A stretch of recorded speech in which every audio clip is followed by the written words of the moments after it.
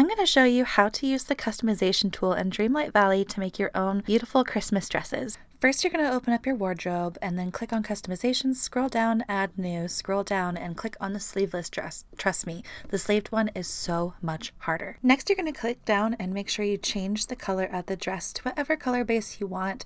I like the blue, but I think white and black also look really good with this one. Next, you're going to click on the plus sign for the motifs and click on Magical and find this little snowflake thing. You're going to click on the multiplier button. That way it completely makes them perfectly wrapped around the dress, and you can tweak it by making it smaller, moving things around, twisting it to the side, and bam! You're done with that dress. Next, we're quickly moving on to the gingerbread dress, so go ahead and click on whatever brown color that you want. We're going to go into the shapes. We're going to unclick on the globes so that you can make the circle as small as possible, change the color to red, and then put it at the top. I'm going to do 3 of these, and I'm going to outline all of them with a white hollowed out circle around them. That way it really just makes the gumdrop look pop. If you're getting any funny circles, it's because you did not unclick that globe button. It's going to make it look a little bit more funky like mine does right there. So make sure you unclick the globe button so you get the perfect circles. Next, we're going to pick out this little swoopy line looking thing, and that's going to be the frosting swirls at the bottom.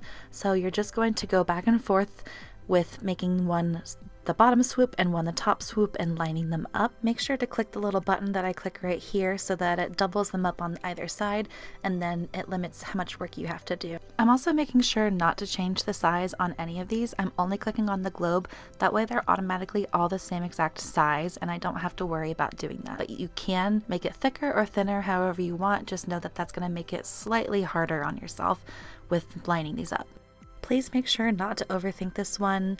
The lines really do not have to be perfect. You can kind of angle them if you want the swoop to go higher or lower, and people are not going to be able to see these super up close. You're the only one that's going to know about some of the more minuscule flaws. So really just don't overthink it and have fun with your design.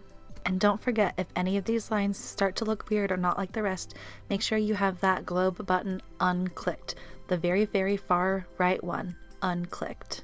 And as you can see, this back little section has a little bit of a smaller gap, so I did make 2 smaller swoops instead of one bigger one, just to make sure that it kind of was the same thickness but still lined up. Now we're moving on to the Mrs. Claus dress. This one is pretty simple. It can have its like little flaws that mess up, but we'll get into that. So first you're going to select the red color that you like best for the base.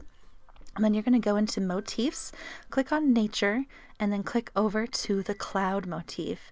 That is going to be what is creating this like little faux fur look. So unclick on the globe, go over and go ahead and duplicate it to double up your work off the bat, and drag it to the bottom. And what you're going to do is just repeat this over and over around the entire bottom. It's pretty seamless, so you don't have to worry about like double checking the other side where you're duplicating it. Just keep on dragging and keeping it pretty close. The gingerbread one, you did have to like go back and double check the work, fix all of the lines, but this one, pretty easy and simple, at least for the bottom part. But make sure you click that globe so that it doesn't look funky. So the top part, you're going to do the same, except you're going to flip the clouds upside down and try to angle them the same as the dress.